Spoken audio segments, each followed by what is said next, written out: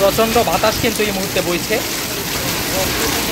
আমরা আরও একটা বিষয় দেখছি যেটা শহরে কখনো কল্পনাও করি। গ্রামে প্রচণ্ড বৃষ্টি হচ্ছে। আজকে সকাল থেকে এত বেশি গরম ছিল যেটা আসলে কল্পনারও অতীত, এবং দুর্ভাগ্যক্রমে আজকে সারাদিনই বিদ্যুৎ ছিল না, যেটা আগ থেকে আমাদেরকে জানিয়ে দেওয়া হয়েছিল। আমরা কল্পনাতেও ভাবি নাই এমন ঠান্ডা সুন্দর এরকম মনোরম পরিবেশ আমরা পাবো। তো হঠাৎ করে একেবারে দুপুর 2টার পরে হঠাৎ করে 10-15 মিনিটের মধ্যেই আকাশ মেঘলা হয়ে এতটা বেশি বৃষ্টি পড়া শুরু হয়েছে, যা আসলে আমাদের কাছে অকল্পনীয় ছিল। আলহামদুলিল্লাহ। এবং সবশেষে আমরা দেখছি যে কিছুটা শিলও পড়ছে। এই পাশে পাশে পাশে আসো, সাইডে আসো। তো এই শিল পড়তেছে, সরো সরো, শিল পড়তেছে। কিছু কিছু শিল পড়তেও আমরা কিন্তু দেখছি। আজকেই সম্ভবত সবচেয়ে একটু বেশি পরিমাণে বৃষ্টি হচ্ছে, যেটা আসলে আমাদের এই অঞ্চলে অর্থাৎ ময়মনসিংহ জেলার ঈশ্বরগঞ্জ উপজেলার উষাখিলা ইউনিয়নে আমরা এতদিন পর্যন্ত দেখি নাই। আজকে এই যে আমাদের ধান ছিল, হ্যাঁ হ্যাঁ, এই যে আমাদের এইগুলো ধান, এগুলো ছিল, এগুলো রোদে দেওয়া ছিল, এই পাশে ছিল, এই যে এই পাশে ছিল, সেই ধানগুলো আমরা একসাথে করে কোনো রকম ঢেকে রেখেছি। এবং এটা এতটা দ্রুত আমাদেরকে করতে হয়েছে যেটা আসলে আমরা দেখি এতটা দ্রুত করতে হয়েছে যেটা আসলে অকল্পনীয় ছিল। এবং প্রায় প্রত্যেকের এই কোমর ব্যথা শুরু হয়ে গেছে আর কি, কারণ খাদিতে করে সব ছড়ানো ছিটানো ধানগুলো একসাথে করে জমা করা। তো এই মুহূর্তে কিন্তু আমরা অনেকটা ঝড়ু পরিবেশ দেখছি। আপনারা গাছের যে মাথা সেগুলো দেখছেন যে কীভাবে নাড়ছে। সব মিলিয়ে প্রচণ্ড ঠান্ডা, মানে বলা চলে এক ধরনের শীতকালীন যে পরিবেশ সেরকম ঠান্ডা অনুভব করছি, যেটা সকাল থেকে আমরা কল্পনাতেও ভাবি নাই। আল্লাহ সুবহানাহু ওয়া তাআলা চাইলে পরিবেশকে কত দ্রুত চেঞ্জ করে দিতে পারেন সেটার দৃষ্টান্ত বা উদাহরণ কিন্তু আজকে সযক্ষে এইখানে দাঁড়িয়ে, অর্থাৎ এই বাড়ির সামনের এই অংশে দাঁড়িয়ে আমরা অনুভব করছি। শিল কিন্তু পড়ছে। ভাই ভাই, তোমার মাথায় পড়বো, এদিকে আসো, মাথায় পড়বো। শিল মাথায় পড়লে সমস্যা কি? কি বলে এইসব?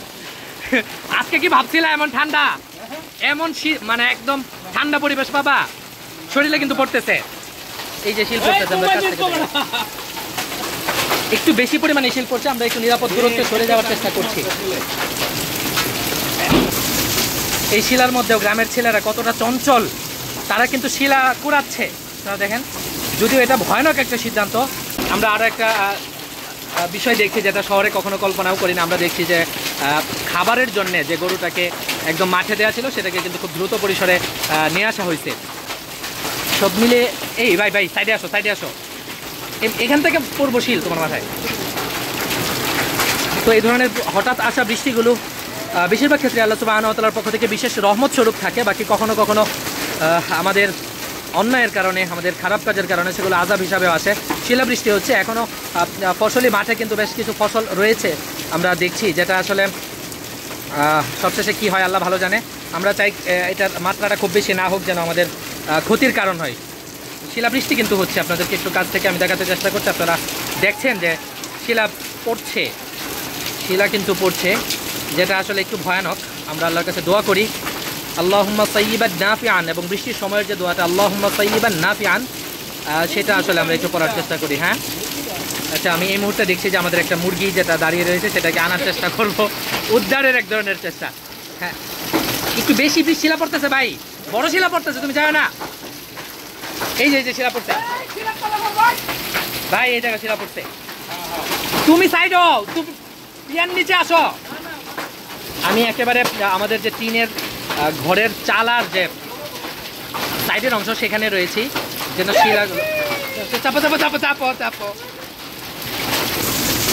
এই শিলার মধ্যেও গ্রামের ছেলেরা কতটা চঞ্চল, তারা কিন্তু শিলা কুড়াচ্ছে। আপনারা দেখেন, যদিও এটা ভয়ানক একটা সিদ্ধান্ত এবং এই ধরনের সিদ্ধান্ত না নেওয়াই উচিত, তারপরেও গ্রামের ছেলেরা কিন্তু এই ধরনের দুরন্তপনাই সবসময় উপভোগ করে। দেখি একটু শিলা, চেষ্টা করি। শিলা কিন্তু মাথায় পড়ার সম্ভাবনা আছে, সাবধান। প্রচণ্ড বাতাস কিন্তু এই মুহূর্তে বইছে।